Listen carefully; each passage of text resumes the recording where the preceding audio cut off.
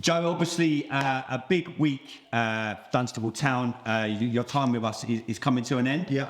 Kind of been an easy decision. I know how much you've enjoyed your time here at Dunstable. I know the love that you have for the club. How hard was it for you? I mean, it's very easy for us to sit here and go, well, you're going into the pro game. It's an easy choice. But knowing you and knowing how much you love coaching, knowing how much you love this club, how hard was it for you to come to the decision at the end of this season, next Tuesday's your last game, to leave Dunstable Town? Unbelievably hard. It's been a really, really tough week because, as you know, I've got a full-time job on the other side, and I've had to let them know that I'll be departing, and I've really enjoyed that as well. But yeah, it's been tough. You know, I'm leaving so many great people, and it's sometimes, I always say, it's a lot easier if people get the sack sometimes, because you can leave with a little bit of bitterness and a bit of anger.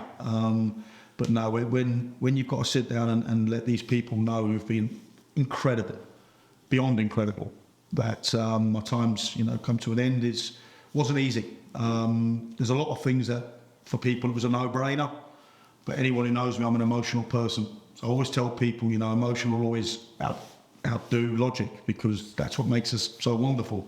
I've had 2.5 fantastic years here. It's been tough this year, and I think I've known how much I was liked and loved and cared for by so many people, because the club makes everybody feel like that. It was only really when my daughter Jessica sort of came around yesterday, and she's of that age now, they're glued to their phones on social media, and she's reading all the comments, and you're going, oof. And it dawns on you, it's hard, you have to, like even today I'm walking in, and Brandon Upton sort of comes up to me and tells me how proud he is of me, and it's oof. Yeah, it's emotion. It's not easy, because there's so many great people here. There's so many fantastic people. Ultimately, I'm really fortunate that I'm leaving a fantastic, special club full of fantastic, special people to go to a equally special club full of equally special people in my life. So it wasn't, by any stretch of the imagination, an easy thing to do. Having to let my chairman know, who absolutely is the best chairman in the business. He's been so supportive from minute one, from the moment I walked through the door. He'd give you the shirt of his own back, and whoever takes on the role moving forwards is inheriting a great football club full of great people, great supporters. And it's really hard, because I don't want to use words like legacies and all that stuff. It's not what it is. But I always said when we came in, it was important that we left the club in a better position than when we inherited it. And certainly I feel off the field, we've done a lot of that. And as I said, I don't listen to a couple of the negative comments, because you're always going to get those. And I've got to be honest, I was quite thankful we had a couple of negative ones yesterday, because it allowed me and my daughter an opportunity to have a little giggle and a little laugh together, because it was a little bit heavy, when you start hosted a podcast. Oh, when you start listening to some of the, she's listened to that yesterday, Jess, and she's obviously fed back to me. I'm not ready at the moment to deal with messages and stuff like that, because I don't hide from it. It's an emotional time. It's been really tough, because any time you leave an organisation that's a special part of your heart, as people know, I took this job, that went to interview this job the day we buried my dad. Yeah. And that's, that was a very, very tough time. And this club's been a part of my life since that very, very difficult time in my own personal life. And we've obviously had some huge tragedies here. But I think, I always go back to it last night, without trying to put down on it. I'd look and go, if my dad was here today, what would his thoughts be on the comments? And I think he would be immensely proud, because it's not about your tactics, it's not about the things you do in terms of your coaching delivery, the stuff you do on your grass. It's actually the words people talk about you as a man and as a person. And they're the bits that, they strike a chord deep within it. It was tough, mate, tough. But really, like I said, I've just been really humbled. Yeah. By a lot of kind things that we said. How do you think the club is? You say to me all the time when we do post matches, when we do interviews, when we chat, we're all custodians of this club. Of course. We mentioned that on yesterday's podcast when I sat down with Matt and Andrew. How do you feel that you've left Dunstable Town now from when you walked in the door? I remember your first game. I think was it Harefield? Harefield. We were over at Harefield, and I remember, obviously I didn't really know you then, but I remember seeing the look on your face. I mean, simple things like asking the players to run in at half time. They were blowing out their backsides. They were, yeah. And I remember you, and I remember speaking to you a couple of weeks later, and it was all a shock from where we are to now. How do you feel that what you brought to the club and the way you were leaving it when you walk out the door next Tuesday? I think a lot of it really, I look back on a lot of things that have gone on, and you'll always overanalyze your own performances within it. I massively got that wrong 2.5 years ago at Harefield. I got into the change room and I was dumbfounded. I was confused. We were still in the halfway. Yeah. And I'm thinking, well, me and Dirks have won the race to get in. That's a concern. And I've got supporters clapping us off at 3-0. And it's only now made sense 2.5 years later. And I look back on things, and there's things that I should have done better this year, without a shadow of a doubt. And I have to take responsibility for that. And my biggest problem in this season is I should have adapted. I've got very, very strong views on how the game should be played. And as somebody, a mentor said to me, he said, just remember, Joe, he said, you're intense, you're full on, you're trying to treat it like it's the Premier League. Some of these are just trying to get out to play on a Saturday afternoon to avoid going shopping with the missus or someone else's. That's the nature of it. And I think it's took me a long time to work that out. I think we've brought a real togetherness. We haven't tried to turn over too many players. Sometimes that's natural wastage.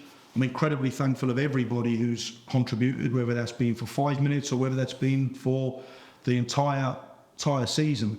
The support that we got at Harefield being clapped off at 3-0 has remained for 2.5 years. Mm-hmm. And even this season, when I said the beer can't possibly be that good in the bar, to clap us off when the freezing cold and the wind and the rain, it speaks volumes. Speaks volumes of the work you've done. It speaks volumes of the work Matt Carrington's done. Neil Barker, Lee Narnia, Julian Nutley, obviously Andrew, Brad, who stands behind the camera because he doesn't ever want to take the line. You've had Abby, who's had unbelievable difficulties, and she's continued to do her work. Mm-hmm. It's unbelievable. You've got Nick Goodman, you've got Mark, you've got Dad Roberts, Vera. They've got so many fantastic people at this football club. The Lewingtons, the work Steve Lewington puts in, the best in the business. His meticulous attention to detail. Christy, the work she's put in. Look at the kids out there. You've got Lacey, you've got Brandon, you've got George, you've got Freddie. There's so many fantastic people that make this football club what it is. And had I not joined this football club 2.5 years ago, I would never have had the privilege to meet so many wonderful people that have enhanced my life. So forget the things that I've had, and I've had to avoid some of those messages because I know they're going to be very heartfelt and very emotional to read. So I'll get to those messages, and even with a lot of other managers yesterday send you messages, I keep telling them this is a special club. And if I was there, I'd be putting in for it, because the things that this club have done unbelievably well is they've stuck together. We've stuck together. We've had our fallouts. I've had my ding-dongs with players. But by the way, they still play the next week. I've said before, winning for me goes far beyond the result. And I've been horrendously difficult at times when we've been beat. But I've got to remember, we got a lad called Tolu, who last year, didn't mention it to me, was travelling by coach on a Thursday night back from Leicester to then get back on a coach in the February freezing cold to go back up to Leicester for university to come back on a Saturday. He had opportunities to line his pockets in the summer, as did 5 or 6 of them, and they chose not to. So when I look at that form of winning, that you can't beat that. You look at Aidan Kavanagh, Colin Kavanagh today. I want to be nostalgic. They'll get an opportunity today to start the game as brothers. I had that with my brother Dave, and I know how much that means. I was lucky my dad was there to watch that. Kavanagh's parents will be here to watch them today, and I'm so pleased. Look at the form of Alex Butt. Comes from great family, great parents, will have a bright future. So we've had all those, but it's how they interact with people at the football club. We haven't had bad eggs here.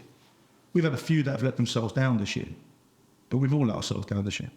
And as the manager, I take full responsibility, and I can only apologise that we haven't got out of this division, and our form hasn't been great. Far from it. Our form's been really, really disappointing. But at the end of the day, today ain't about overanalyzing where it's gone tactically wrong. Today is about an opportunity to thank the people that have enhanced my life. You look at Peter Bottom. What a man. What a man. And, he said something to me that resonated with me a little while ago when he said, through the hardest time of his life, he was able to find a football club and find an environment that allowed him to get over that. I met Ian and Charlotte Bateman through the most tragic of circumstances, and probably met the nicest person in the world. Here, off the back on that.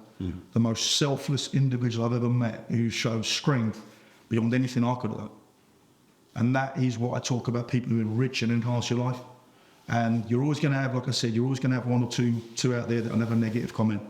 I think from inside my football club, people who know us, people who understand us, people who have been so good for me since the minute I walked in through the door.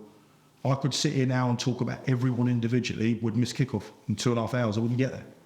And that's why tonight is important that I get around and see as many people as I can to thank them. Every supporter who stayed with us this year on a Tuesday night. Turn up 155, still turning up on a Tuesday for nothing you had to play for. It's a special club. And I was, as you say, rightfully so, I was always going to be a custodian. But I know I'll always be welcome back here and I will still make sure I'm there. I'm not going to be standing in my shorts with Scotty on a February. I might have to wear a few more layers, but I'll be there with everybody. I'll be there to cheer on the next manager, to cheer on this football club, and there's no ego with me. Nothing would give me greater pleasure than to be sat here this time next season and see this football club going to step forward. I'm gutted I wasn't able to do that, and there's things that I have to do better in my future. But I've got an opportunity now to go and work every single day with, and that's not downplaying, with elite level players with elite level mindsets. That football is their whole goal. They're living. It's what they want to do. I have to take that because I'm an intense, passionate individual. And sometimes, you have to go and follow that opportunity. And it's been tough because I've had a job. I've thoroughly enjoyed my day job for the last year. It's been fantastic. Dangerous, but fantastic. But I've also had 2.5 years at a football club that will stay with me for the rest of my career. Who've been great when my daughter, Francesca, was born. They've been so supportive of everything I've ever had to do. And you don't get that very often in football, mate. So I'm well aware of what I'm leaving. I'm gutted I'm leaving. But it's a new chapter and one that I've got to hopefully take and move forward with.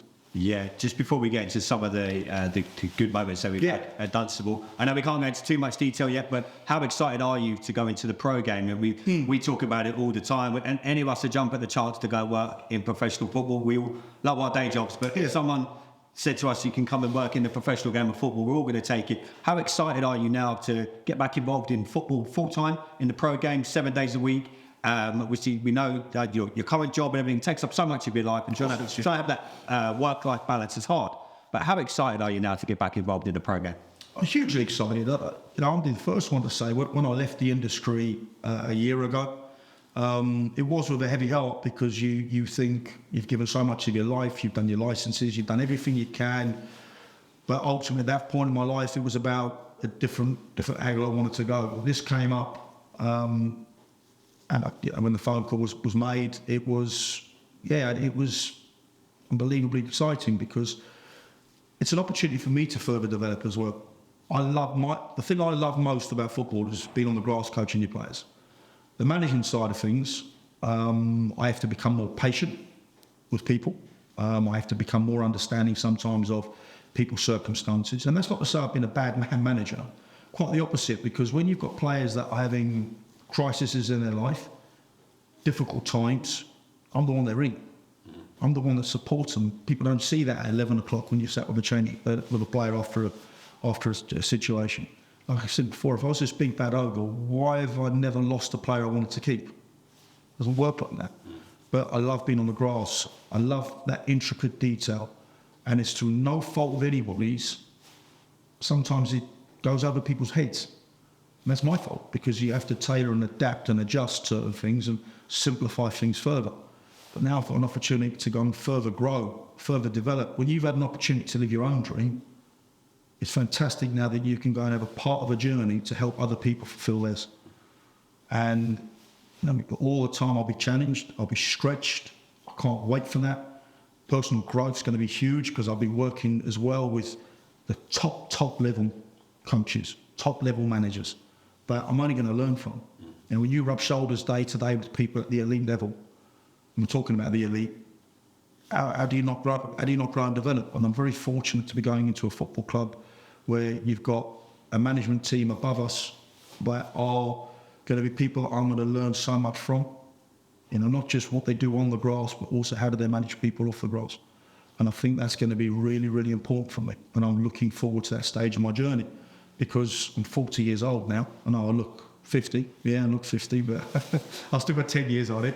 And over the next 25, 30 years, or probably until the game kills me, you always, like I always say, you surround yourself with fantastic people.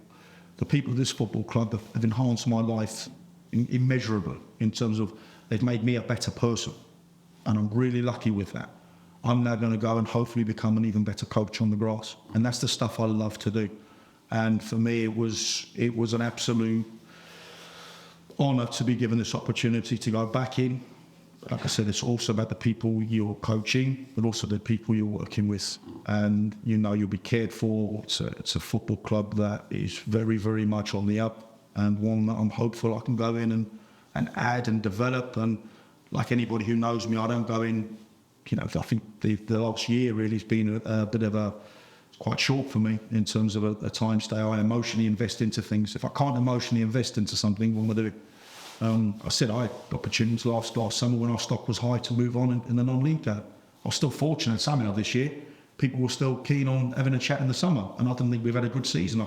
I've said with you before, and I said probably 99% of managers or chairmen would have got rid of me, and rightfully so. So I don't sit here in denial and go, oh my God, nobody appreciates the support we've had here more than I do. Like I said, every single one of you has been fantastic. We've all got frustrated, we've all got impatient, we've all wanted to do well this year, and it hasn't ended the way I wanted it to end. But somebody else now inherits a great football club full of great people.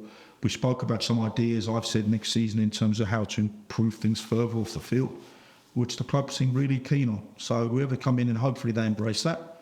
But yeah, in terms of going back to a full-time opportunity where you live and breathe football every single day, with someone like me, let's be honest, who doesn't stop thinking about it, was something that was just too good to turn down. And I always said it would be something special that took me away from this football club here at Dunstable Town. And that's the special thing that came knocking. There wasn't many things that would have made it, but this did. This was, the minute it was on the table, I'll be honest with you, I was, I really wanted it. And I'm glad, so proud that I've got the opportunity, and you know, I'm looking forward to getting started now and cracking on, and hopefully further enhancing the football club that I'm going to. Yeah. Just finishing up, Joe, I know we do have a game today. Some of the greatest moments in your Dunstable time, I think back to like Enfield at home on a Friday night. I don't think I've ever heard Creasy as loud. We had Leighton Town at home, Risborough away when we went there, and people did give us a prayer. I've got visions of you putting young Terence over your shoulder. A few away games. There were some great moments, mate. What are some of your favourite moments of your time at Dunstable? Oh, we've had so many. The standout for me was Broadfields at home where we won 3-0. In our first game since we obviously lost Aaron tragically. The atmosphere was like nothing I've experienced. The togetherness, the emotion, you realise what a special club it was. That for me is far and away my favourite, because obviously we won 3-0. It was a game when we didn't start great. They had loads of chances and we sort of just ground it out, and we stuck at it. It was really, really positive. I think also, we went on that 14-game unbeaten run first part of the season. The way we finished last season was excellent. Ironically, against Harpenden was one of our best ones out here. I'm not going to mention the Leighton Town one for obvious reasons. And I think, like I said, I'd like to think we've always handled ourselves properly, handled ourselves with class, with dignity, which is a big part of it.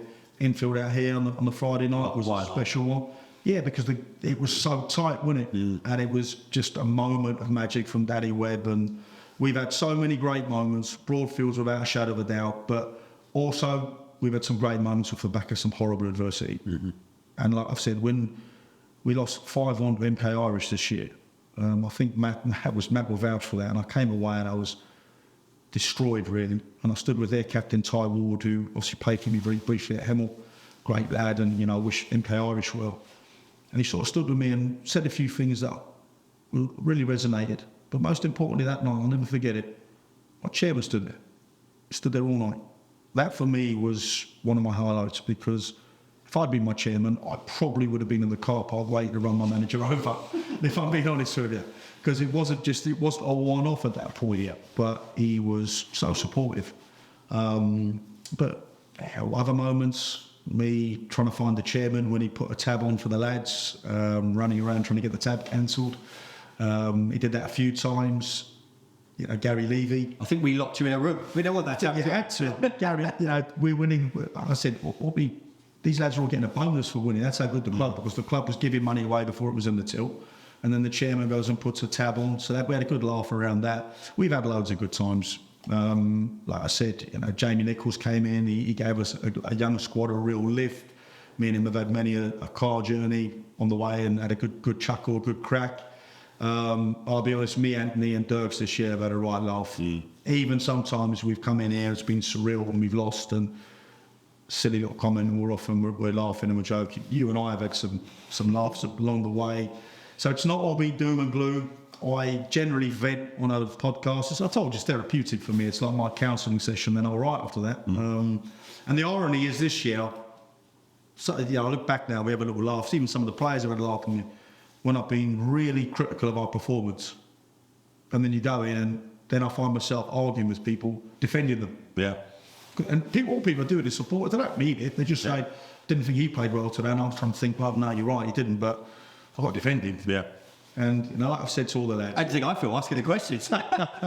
Fair credit to you, especially in the night. Sometimes, I mean, we've just avoided doing it in stoppage time, haven't we? Yeah. We've always been doing that. But I've felt that they have been really, really important. Like I said, in a world where managers, head coaches, whatever you want to call us a lot these days, people hide from it. It's all very generic. For me, I think the one thing that nobody can criticise is being honest. Now, sometimes people can't handle that level of honesty. Like I've always said to the players, if you can take praise in abundance, which they have, let's be honest, how many times have I sat there and waxed lyrical about my boys? When there's been criticism to come, there should be criticisms. Supporters aren't stupid. I'm not going to treat you like you're blind. I'm not going to sit there and tell you what a wonderful job I've done, because we haven't. Well, the results speak for themselves. But we've also done a lot of good things, and I have to focus today on the good things. I'm hopeful we're backed by a really good crowd. But like I said, I haven't got round to responding to everyone's messages this week, because I said emotionally, I'm not ready. I'm ready to do that, because it's going to be tough to read them, because you realise that it's very easy when people talk about, like I've said earlier in this interview, people talk to you about, you know, the positive effect you've had in terms of maybe style of play or development of an individual. For me, that's a given. When people talk about you as a man and what you've done for them, it's tough to sometimes read, because I'm just a 40-year-old normal guy. Nothing special about me. I fall over and hit my head, I'll bleed red blood like anybody else. I'm nothing special. But I care for people. I do. I care. I'm a carer. I look after individuals. I look after anybody. Like I said to players before, when I depart, I'll do everything I can to support these lads on their next journey. They know they can pick the phone up to me. I've still got lads I coached 12, 13 years ago. One of them, you know, he was in the African Cup of Nations and reached out to me. Was one of the nicest text messages I've ever received from a player. And you realise then, and it was off the back of us not doing great, and you realise then the positive influence you have on people, but also the positive influence people have had on me. And it's allowed me, you know, but really lucky that I've got 3 wonderful daughters and a fantastic wife, Erica, who's been so supportive. You know, she reads me well. She knew today would be tough. I think, you know, she knew today's going to be emotional for the care. And I want us to do well. And I want us to finish the season well against the Harpenden side that want to come here and win. They're in the playoffs. That's where we want it to be. But no one can take away what we've achieved collectively off the field. And we've had some great moments on it. And that's what I always say to people. Enjoy the highs, because the lows are frequent. And I'm sure there'll be more highs coming over the next couple of seasons for this great football club. And I hope for everybody, because like I said, even though I'm departing, I still remain very much a Dunstable Town fan. Yeah. Well, Joe, I know I speak for everyone at Dunstable Town, mate, when we wish you well on your next journey into the pro game, mate. Like we say, in football, it's never really goodbye, because football is a funny old way of going around, mate. But good luck, mate. And I sincerely never goodbye. It's see you later. Yeah, it's easier. Yeah, it's football, mate. But honestly, mate, I know I speak for every single fan, all the directors. I know you're going to hear a lot of it today. But obviously, sitting down and doing this interview, mate, I know I speak for everyone when I say thanks for your time. Thank you, mate. Been a good. No, right, mate. Thanks so much, mate. Thank you.